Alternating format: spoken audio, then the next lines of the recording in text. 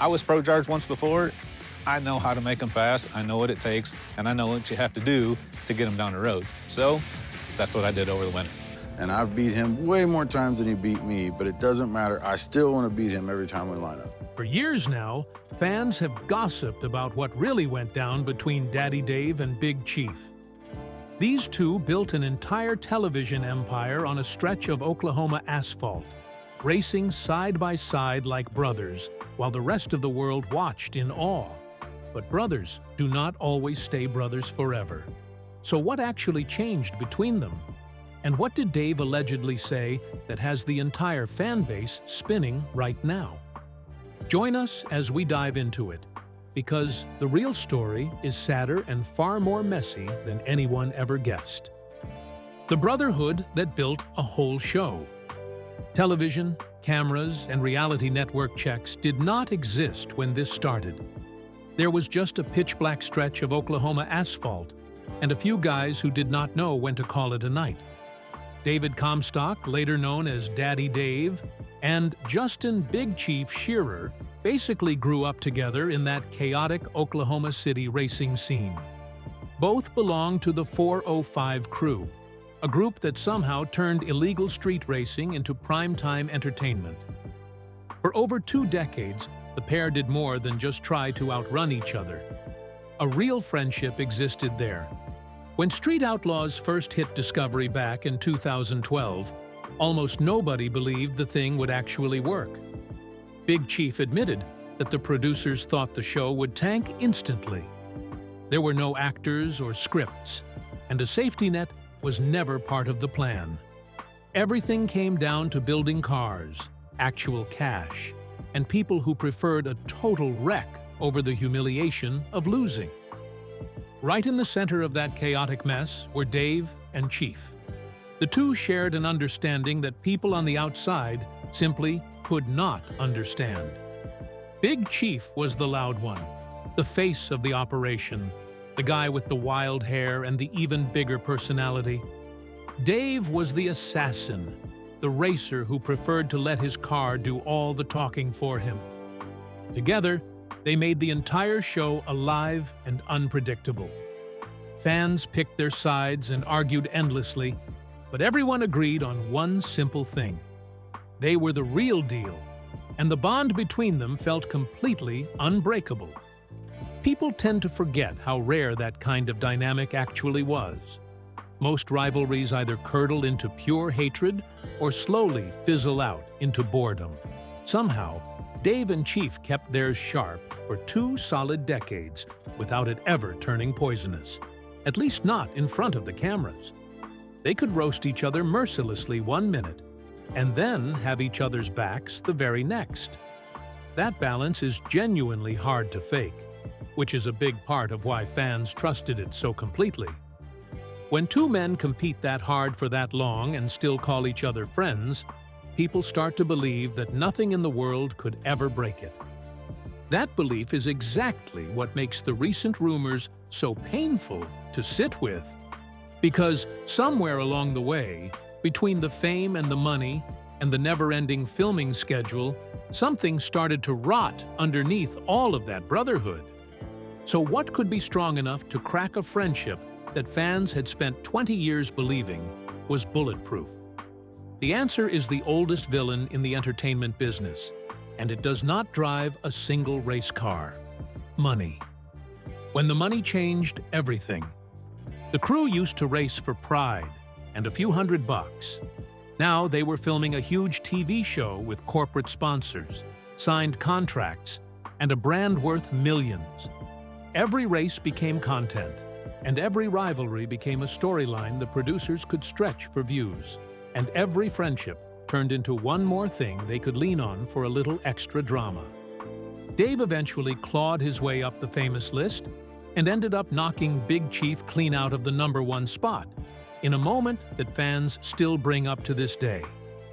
On screen, the whole thing looked like nothing more than racing. But sources suggest the competition between these 2 men got far more personal than the show ever actually let on. When a close buddy beats you on national television, the loser still has to smile for the cameras afterward.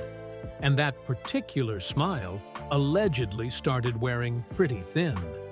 There were the brutal filming schedules to deal with as well.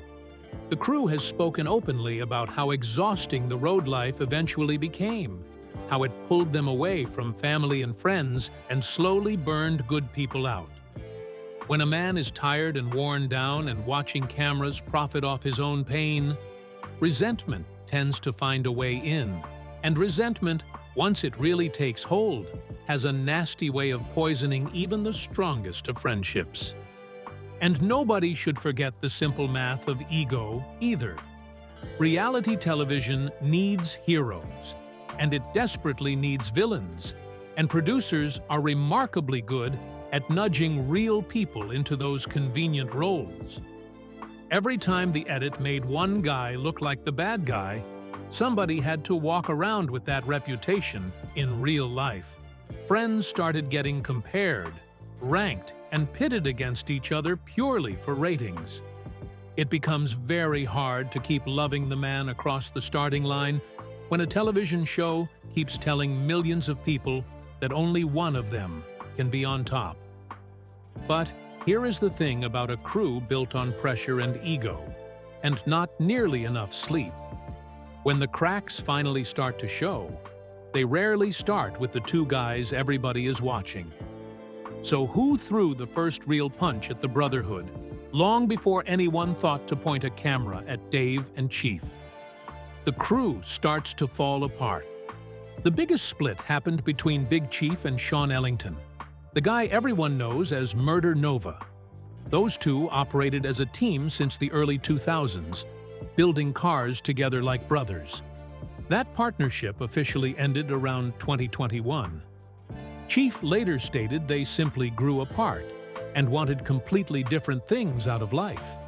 It turns out that pouring decades of life into building death machines on wheels with a best friend can still end with a polite corporate agreement to never speak again.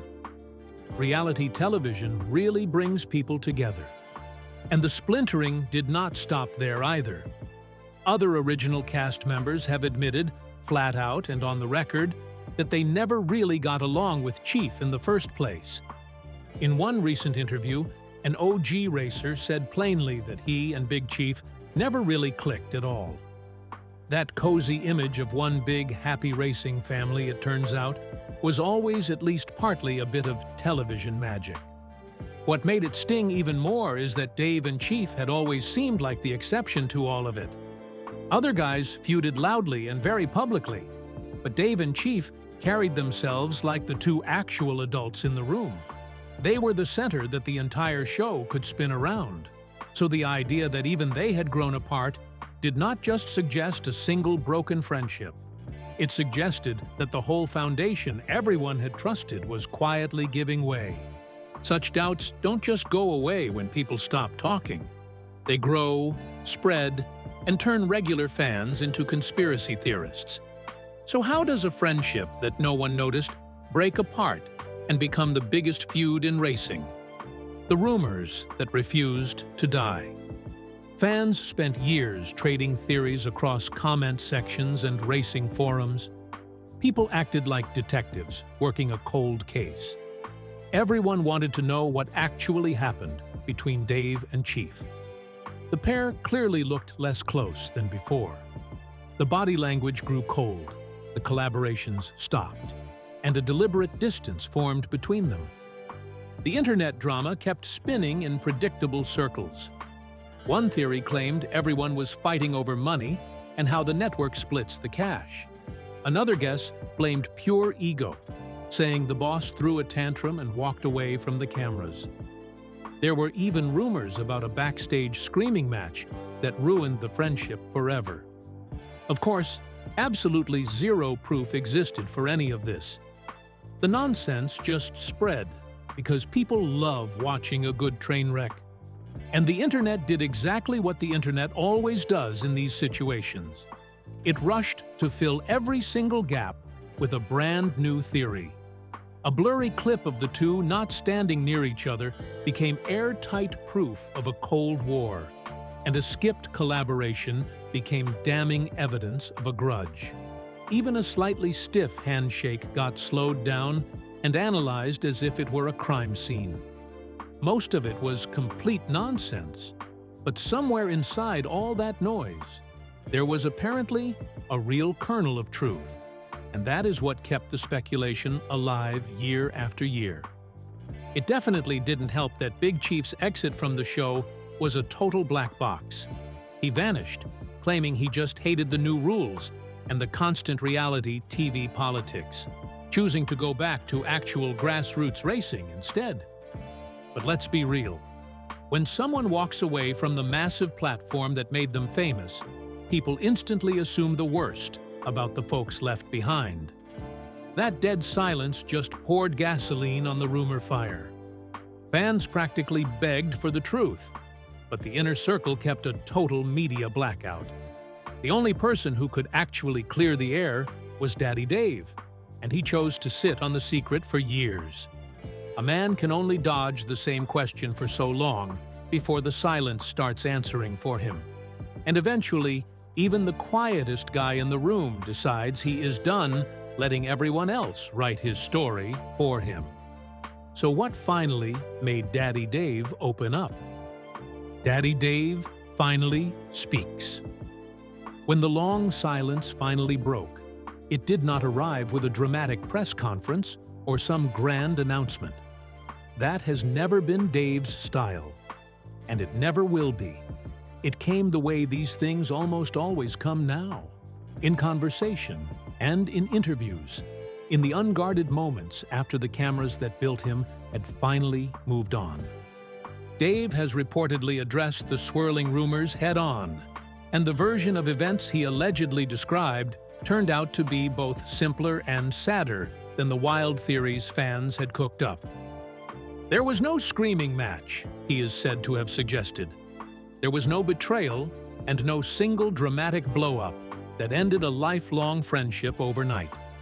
Instead, the picture he painted was of two men who had been ground down by the very same machine, slowly pulled in opposite directions by business, ego, and pure exhaustion. The most striking part of it all, going by the chatter, is that Dave allegedly confirmed the distance was completely real. For years, fans had been told over and over that everything was perfectly fine, that it was all love between the crew. But Dave, in that blunt way of his, is reported to have admitted that things between him and Chief had genuinely changed, and that pretending otherwise was doing nobody any favors at all. That confession hit like a ton of bricks. It is one thing to find out a rumor is true, but learning that the whole Brotherhood fans were obsessed over was basically a staged performance? That is a completely different level of disappointment. To make matters worse, the timing of the reveal just rubbed salt into the wound. The worst part for fans was how boring the delivery actually was. Everyone expected fireworks, a massive call-out, or at least some juicy drama that would get clipped and spammed all over TikTok. Instead, Dave just gave them a quiet, grown-up reality check. He did not even look angry. He just looked completely worn out, and maybe a little sad, like someone finally admitting that a project they used to love is now dead. But Dave's confession did not happen in a vacuum, and the timing was no accident. The whole world that forced these two men together was busy falling apart around them. So what exactly changed to give Dave the freedom to finally speak? The end of an era. The absolute worst part of this entire situation was happening in the background. While the fan base spent all their time screaming at each other over whether Dave and Chief were still buddies, the actual reality TV empire that made them relevant was completely falling apart anyway. The mighty Street Outlaws machine, which had ruled Discovery for 15 seasons, plus a small army of spin-offs, finally ran clean out of road. The promotion company running the racing series canceled the final races of its 2025 season, effectively closing the book on the entire Street Outlaws era. After all those long years, many of the original drivers suddenly found themselves at a crossroads, with no television deal in place and far fewer contracts left on the table. Now think about what that actually means for two guys like Dave and Chief. The show was never just a paycheck for them. It was the glue holding everything together.